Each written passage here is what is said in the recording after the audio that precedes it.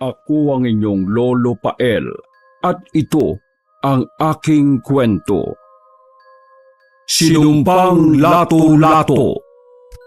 Sinundo ni Nanding ang anak niya sa eskwelahan nang mabasa ang text ng kanyang asawa dahil hindi raw nito masusundo ang kanilang anak sa dahilang hindi pa ito tapos sa paglalaba.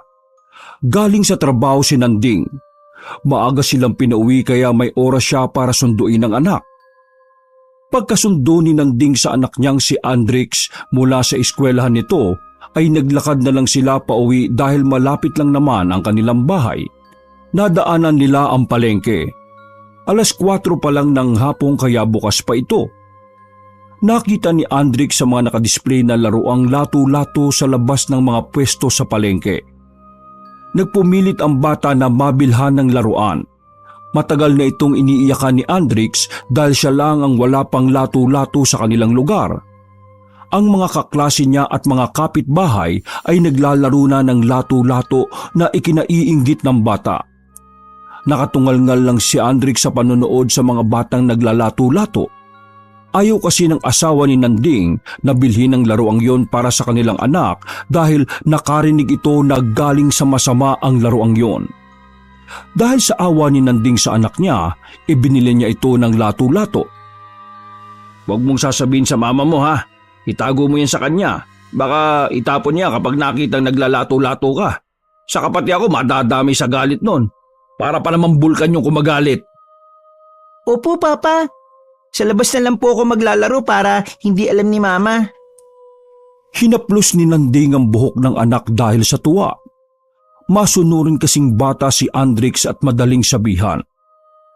Pagkarating ng bahay, agad na nagpalit agad ng damit si Andrix pagkatapos ay lumabas para makipaglaro sa mga kaidaran niyang kapitbahay.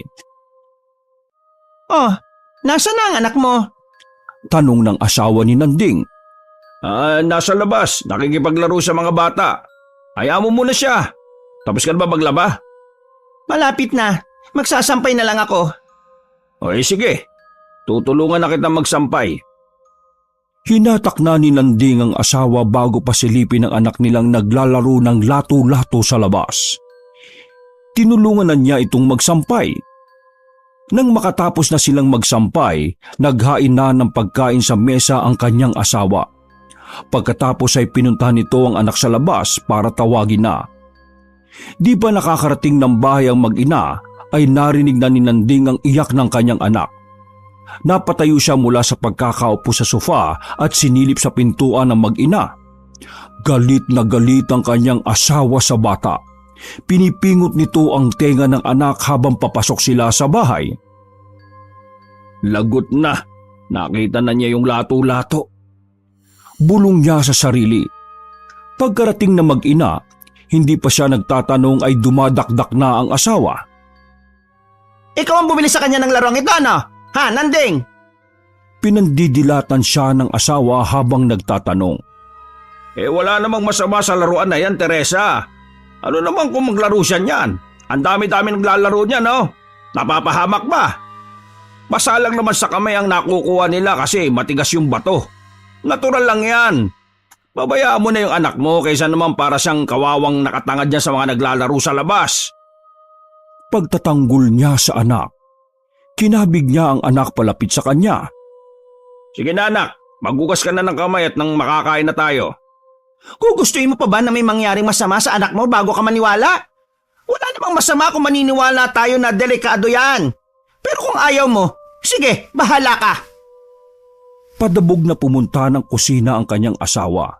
Kakamot-kamot na lang ng ulo si Nanding papuntang kusina. Ilang araw nang naglalaro ng lato-lato ang kanyang anak at hindi na rin pinapansin ng asawa dahil palagi niyang kinokontra. Naglalakad na siyang pauwi ng bahay. Pagdating niya sa pintuan, naririnig niya ang tunog ng lato-lato. Napangiti siya.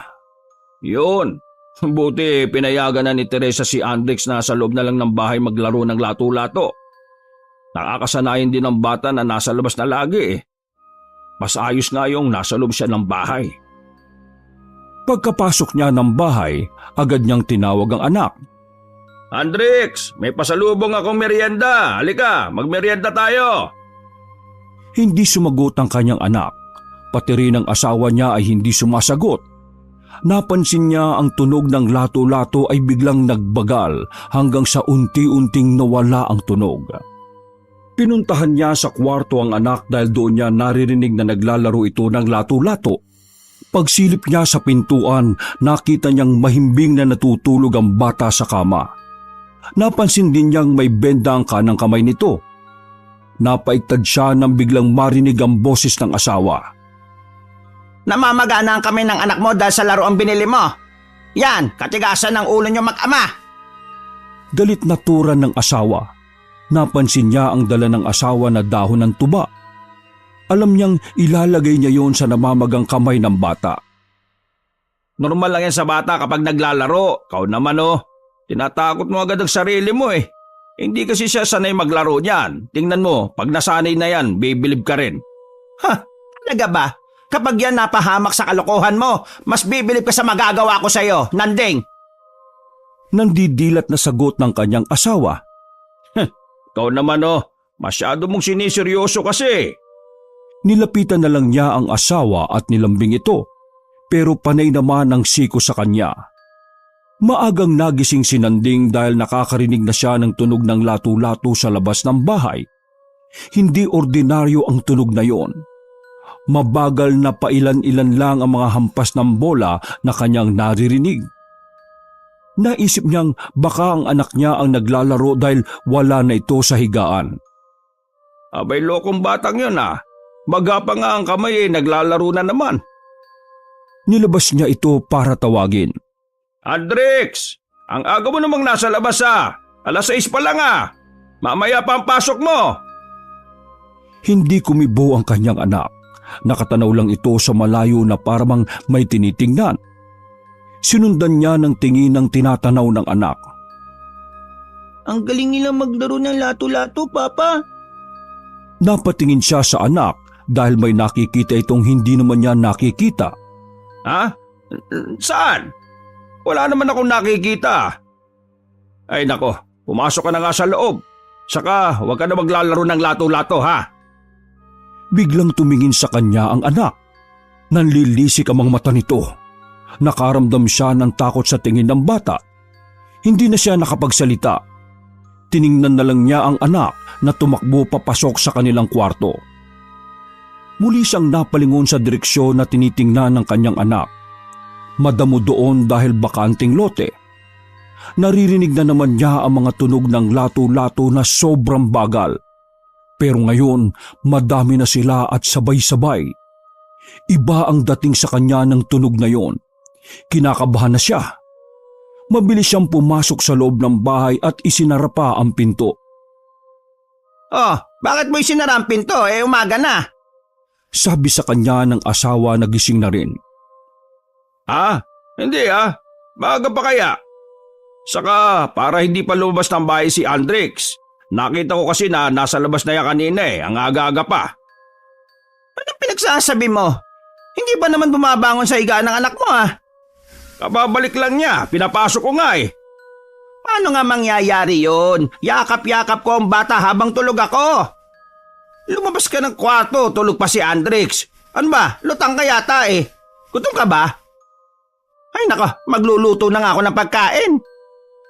Hindi na siya sumagot sa asawa. Hindi na niya pinagpilitan pa ang nangyari dahil ayaw niyang mag-isip ito ng masama. Sinarili na lamang niya ang kanyang nasaksihan. Pinuntahan pa niya ang anak sa kwarto. Nakita niya itong mahimbingang natutulog sa kama. Nakita niya ang laruan sa sahig.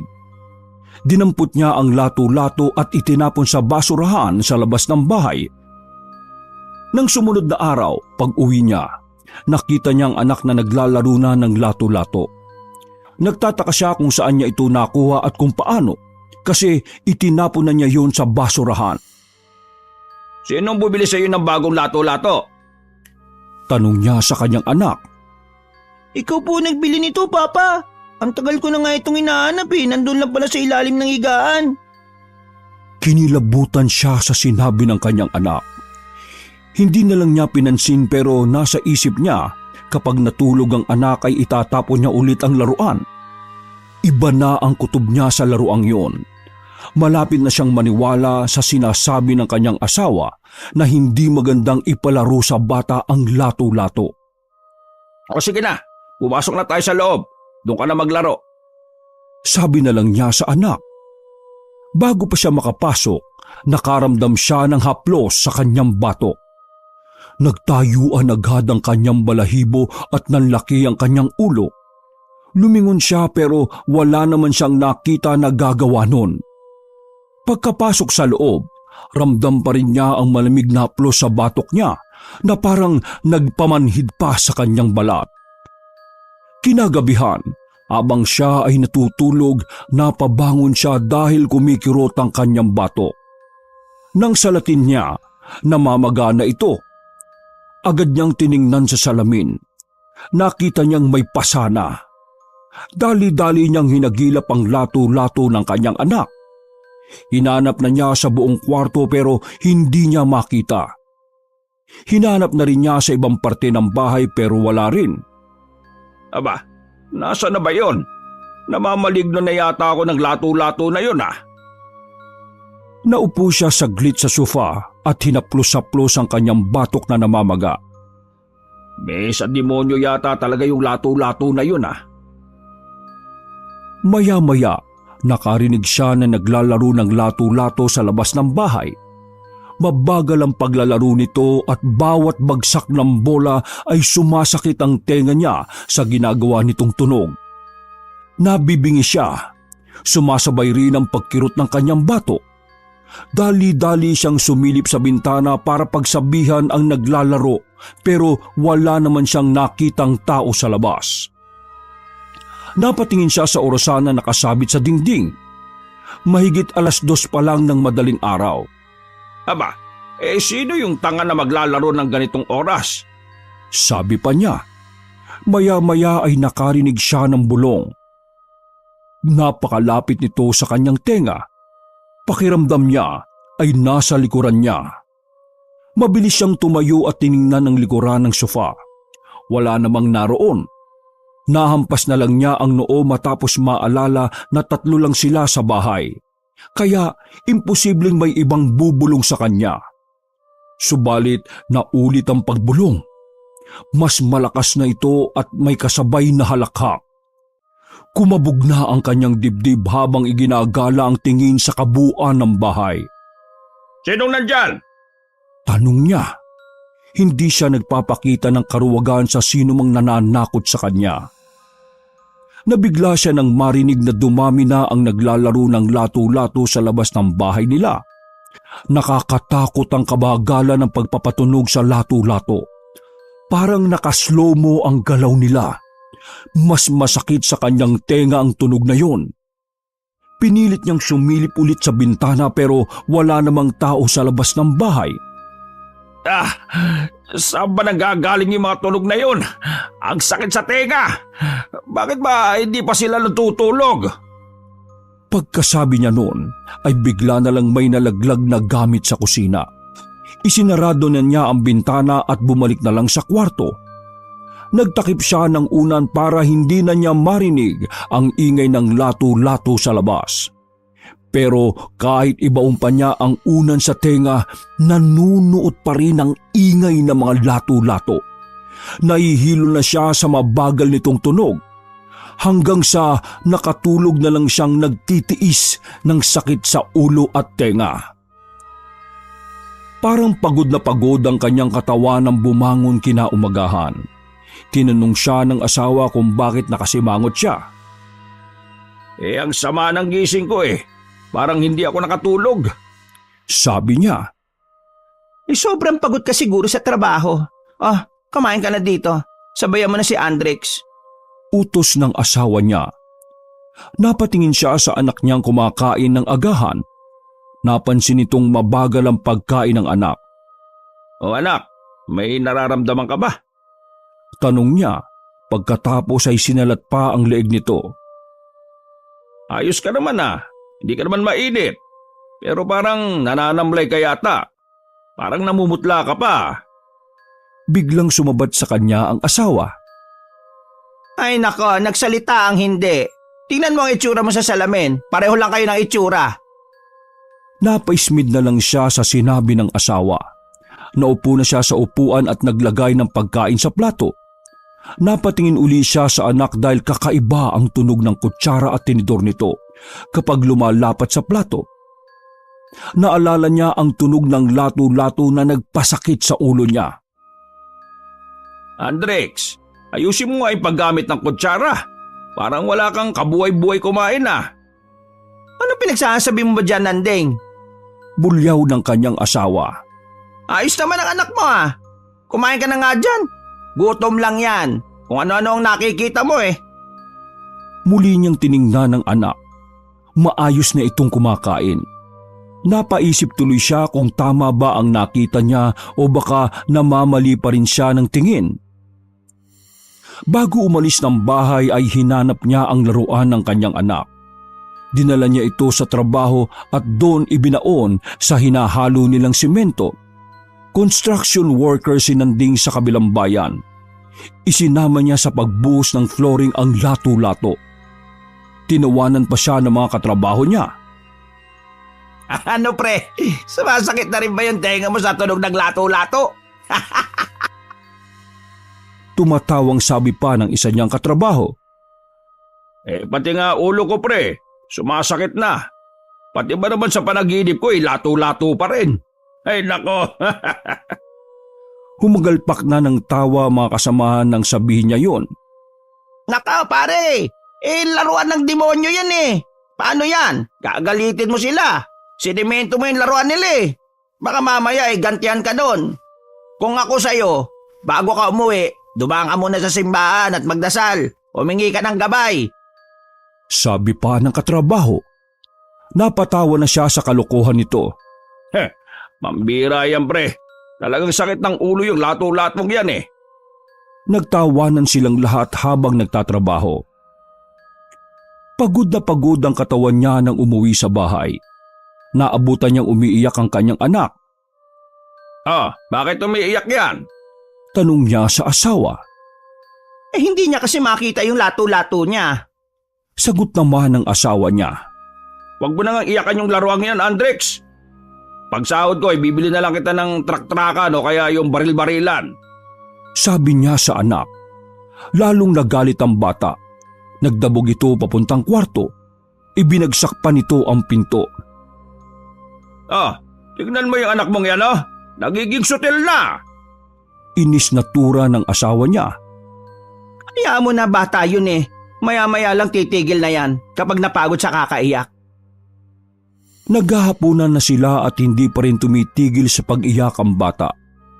Pinipilit nitong ipahanap ang laruan sa kanila. Hindi na nakapagtimpi ng galit si Nanding at nasigawan na ang bata. Hoy, tumigil-tigil ka nga, Andrex. 7 taon ka na hindi ka pa marunong sabihan.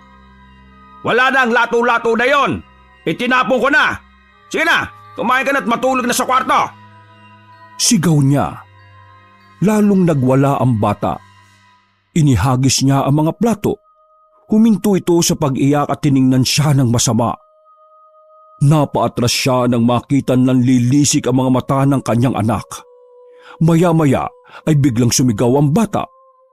Kasunod nito ay ang sabay-sabay na takatak ng mga lato-lato na hindi nila alam kung saan nanggagaling ang tunog. Masyadong malakas at mabibilis ang nagahampas ang mga bolang ito. Matinding sakit ng ulo ang nararanasan ng mag-asawa. Napahawak sila sa kanilang ulo at hinilot-hilot ito. Hindi na nila napigilan ang pagtakbo ng bata palabas ng bahay. Nang mawala ng tunog ng mga lato-lato, saka sila nakagalaw. Sinundan nila ang kanilang anak. Tumakbo ito sa bakanteng lote na may nagtataasang mga damo. Andrex, bumalik ka dito! Baka may ahas dyan! Pagtawag ni Nanding sa anak. Umiiyak na rin ang asawa niya habang tinatawag ang bata. Pasukal ng pasukal ang nilalakaran nila kaya lalo silang kinakabahan kung saan napunta ang kanilang anak. Maya-maya ay nakarinig sila ng kaluskos. Agad nila itong sinundan. Nagbabaka sakaling si Andrex yun. Habang sinusundan nila ang kaluskos, naririnig na nila ang mga tunog ng lato-lato. Mabagal pero malakas. Parang musika na may kakaibang hatid. Pagtingin nila sa bandang unahan, nakita nila ang anak na mabagal na naglalakad. Parang sinasabayan nito ang mabagal na tunog ng lato-lato. Tawag sila ng tawag sa bata pero hindi sila pinakikinggan. Para itong wala sa sarili. Hanggang sa makarinig na sila ng mahihinang boses. Ano yun, Nanding? Takbuhin mo na ang anak mo. Baka kung saan pa siya makapunta. Utos sa kanya ng asawa. Habang tinatakbo ni Nanding ang bata, naririnig niya ang mga bulong. Malinaw na nitong sinasabi ang nakakatakot na kataga. Halika! Lumapit ka pa! Marami akong laruan! Ibibigay ko sa iyo ang lahat ng ito! Ang salitang yun ay nasundan ng mahihinhin na pagtawa. Habang tumatagal ay humahalakak na ang pagsasalita. Nakakatakot na rin ang boses nito. Mabilis na niyakap ni Nanding ang kanyang anak nang maabutan niya ito. Sinampal-sampal pa niya ang bata para magising dahil nalaman niyang naglalakad ito ng tulala. Anak, si Papa ito! Gumising ka! Nang magising ang bata, bigla na lang itong umiyak. Takot na takot. Napayakap ito ng mahigpit sa kanya. Anak, huwag ka matakot. Nandito na si Papa. Tara na, uuwi na tayo.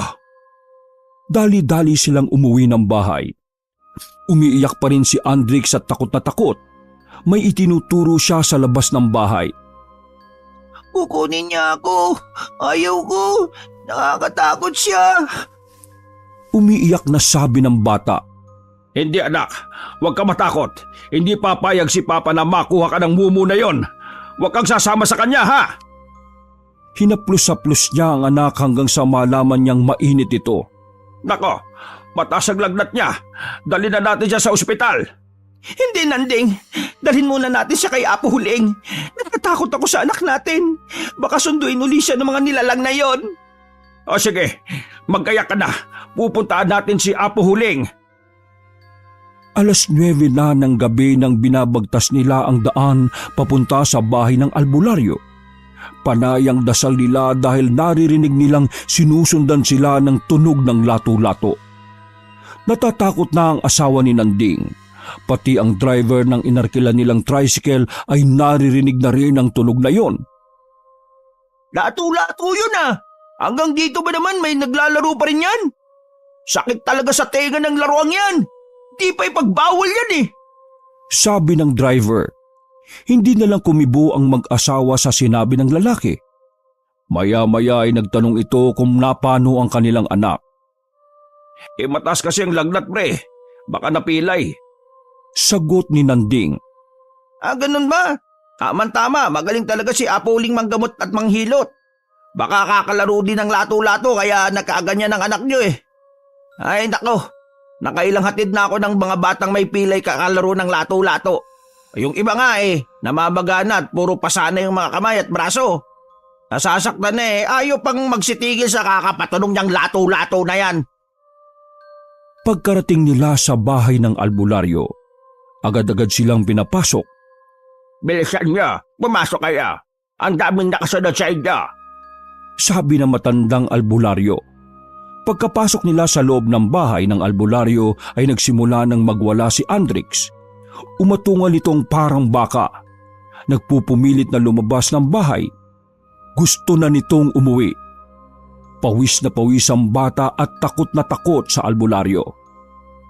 Sige, iupo nyo na sa upuan. Utos ng albularyo.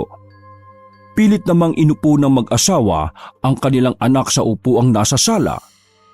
Pagkaupo ay agad na pinahiran ng albularyo ng langis ang noo ng bata. Pakros niya itong ipinahid. Sandali nagwala ang bata dahil tila nainitan ito. Kitang-kita nila na umusok ang noo ni Andrix nang malagyan ng langis. Pagkatapos ay bigla itong nanlupaypay. Andrix, anak! Niyugyog ng asawa ni Nanding ang bata. Alalang-alala siya sa nangyayari sa anak. Ayos lang yan. Pinakalma ko lang. Kampanting sabi ng albularyo. Talagang napaglaruan ng anak ninyo Ang daming nakasunod sa inyo. Mga kakaibang nilalang. Hindi ko alam kung anong klase sila pero nangunguha sila ng espiritu. Kung hindi pa kayo napaaga, ay baka bukas wala na kayong anak. Kailan ba ito nagsimula? Nagkatinginan ng mag-asawa.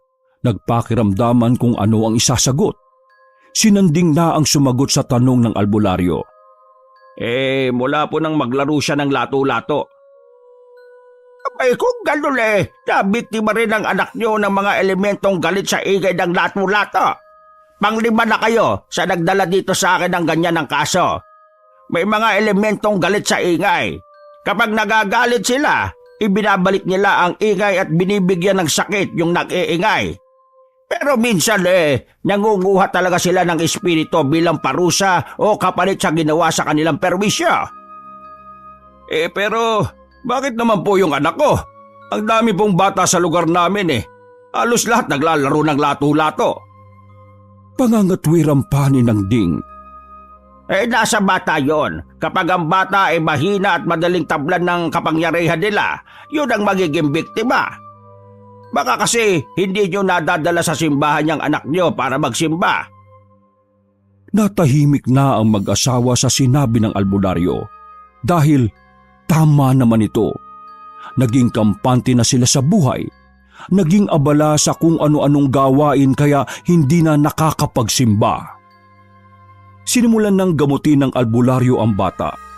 Sinuob niya ito at pagkatapos ay hinilot ng langis.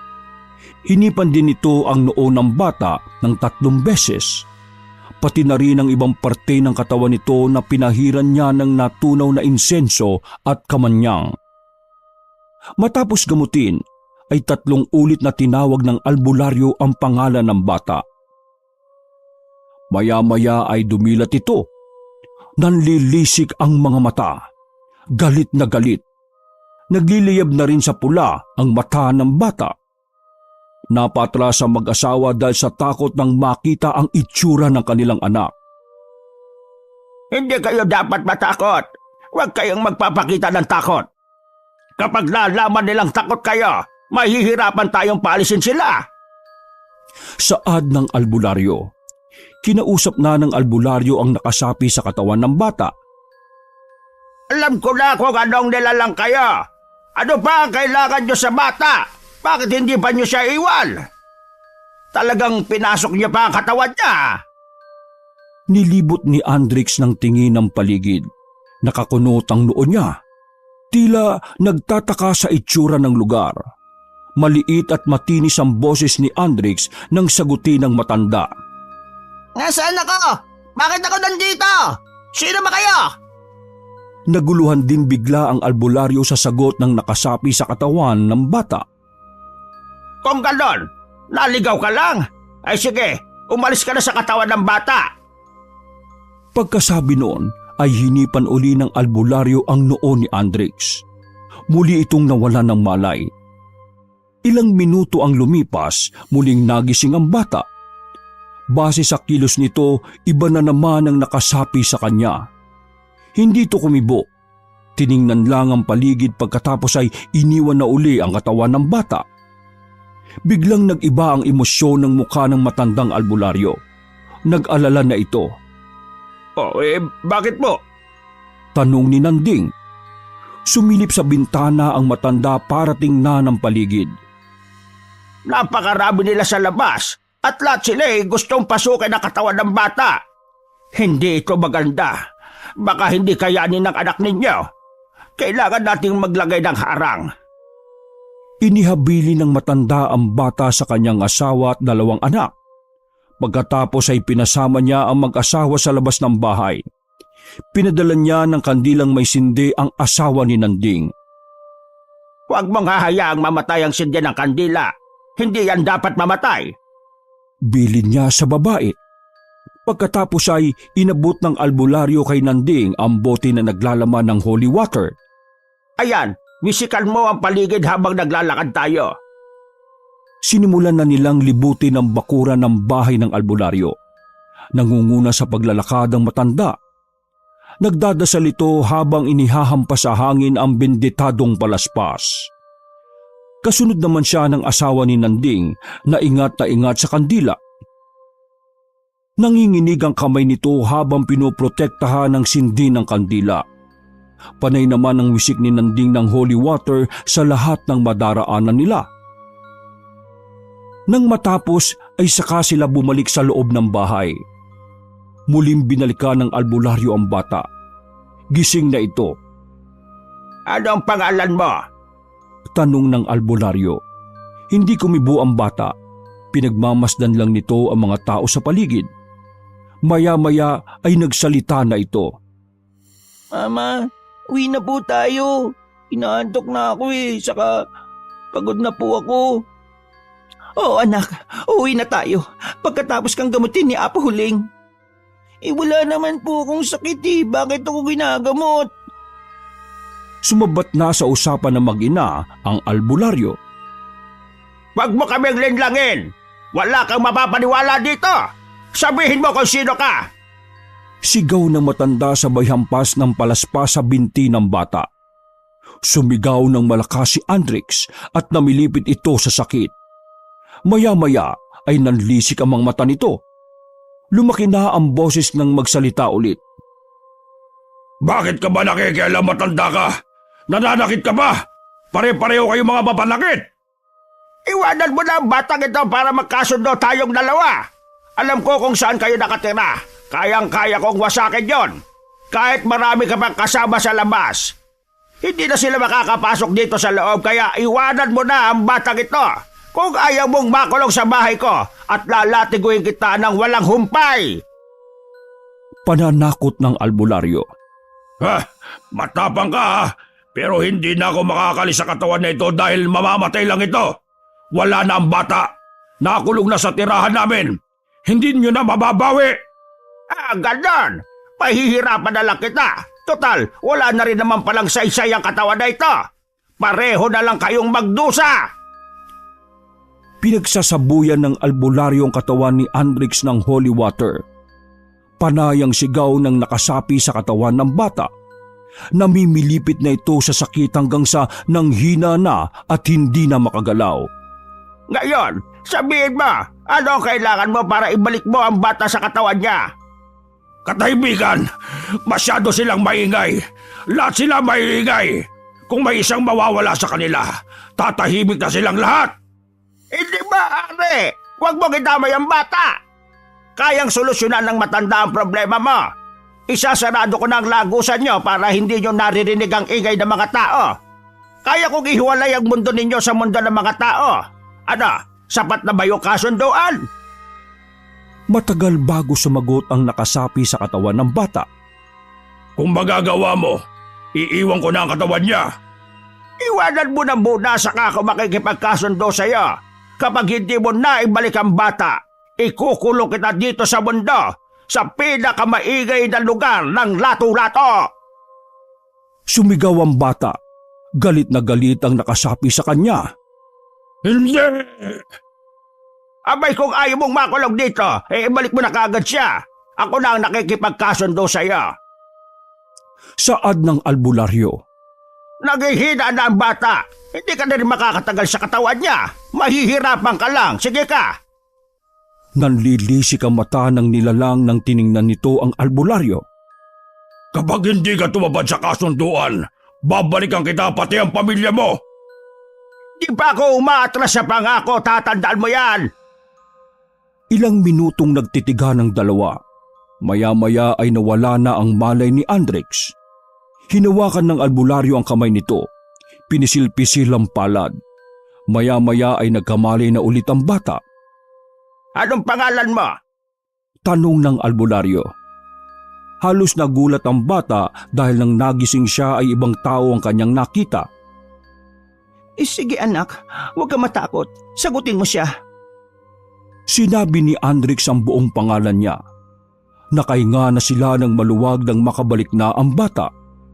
Nagutom ito at nauhaw kaya binigyan nila ng tubig at makakain. Nang maging maayos na ang lahat, nagkwento ang bata sa kanila. May nakasama raw siyang kakaibang mga nilalang. Napakarami daw. Mababait naman daw. Binibigyan daw siya ng pagkain ngunit hindi niya tinatanggap dahil hindi naman niya kilala ang mga ito. Hanggang sa magsawa na raw nakausapin siya kaya pinaalis na lang daw siya. Sumama ang albularyo sa kanilang pag-uwi upang magsagawa ng ritual sa lugar kung saan naroon ang lagusan ng mga engkanto. Isasagawa nila ito bago sumikat ang araw. Maaga silang gumising. Naggayak sila ng mga kakailanganin sa pangriritual.